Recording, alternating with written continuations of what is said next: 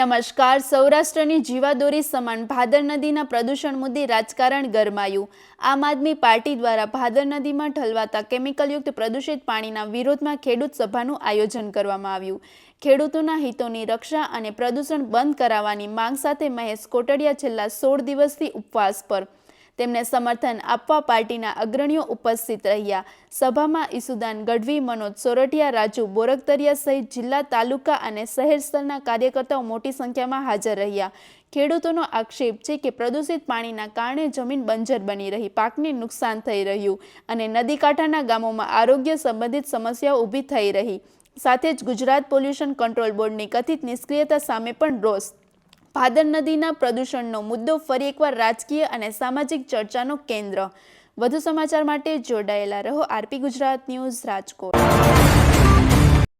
આજે એક ખેડૂત મહાસભા રાખવામાં આવી હતી, જે જેતપુરમાં પાણી ગંદુ છોડવામાં આવે છે, પોલ્યુશન કરવામાં આવે છે. 1700 જેટલી ઇન્ડસ્ટ્રી, જેમાં 47 ઇન્ડસ્ટ્રી તો એવી છે કે મોટાભાગે કેમિકલ છોડે છે અને આસપાસના વિસ્તારોમાં પાણીના તળ એટલા ગંદા કરી નાખ્યા છે, કારણ કે એટલા બધા હપ્તાઓ ઉદ્યોગપતિઓ આપે છે નેતાના અધિકારીઓને કે ઉદ્યોગપતિઓ પણ હપ્તામાં રૂપિયા આપે છે, પરંતુ પાણી પ્રોસેસ કરવા માટે રૂપિયા નથી આપતા. એના કારણે હજારો લોકોનો જીવ જોખમમાં મુકાણો છે, જેને લઈને આમ આદમી પાર્ટીના લોકસભા ઇન્ચાર્જ અમારા આગેવાન મહેશભાઈ કોટડિયા 16 દિવસથી અનશન ઉપર બેઠા છે. આજે 16મો દિવસ છે અને આજે મેં ઘણી રિક્વેસ્ટ કરી, પણ એમણે અનશન છોડવાની અત્યારે ના પાડી છે.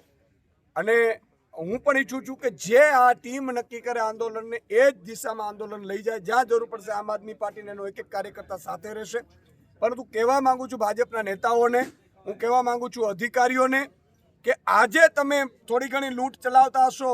ઉદ્યોગપતિને પણ મારે કહેવું છે કે તમે અધિકારીઓને, નેતાઓને હપ્તા આપવાનું બંધ કરી દો અને તમે કોમન ઇન્ફ્લુએન્ટ ટ્રીટમેન્ટ પ્લાન્ટમાંથી તમે પ્રોસેસ કરીને પાણી છોડો ને લાખો બાળકોનો જીવ બચાવો. અહીંયા કેન્સરગ્રસ્ત આખા ગામો થવા માંડ્યા છે તમારા. તો આ પ્રશ્નને લઈને મહેશભાઈ કોટડિયા અનશન ઉપર હજી ચાલુ છે. મહેશભાઈ કોટડિયાને એકને જ પીડા નથી, પીડા લાખો લોકોને છે, પરંતુ મહેશભાઈ એક યોદ્ધા એવા છે કે જે 16 દિવસથી આ પ્રજા માટે લડી રહ્યા છે. આજે બીજી વાત તમને કહું કે એમનું ગામ તો 25 કિલોમીટર દૂર છે, એમને એટલી પાણીની અસર પણ નથી.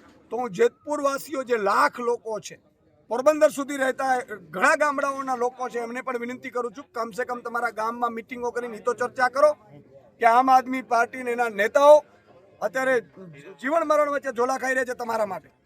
તો પ્રજાને પણ મારી વિનંતી છે કે આમાં સાથ સહકાર આપજો. જો સાથ સહકાર આપશો તો આંદોલન સફળ થશે ને તો જ તમારા બાળકોને શુદ્ધ પીવાનું પાણી મળશે, તમને સિંચાઈનું શુદ્ધ પાણી મળશે અને તમે સારી રીતે જીવન જીવી શકશો.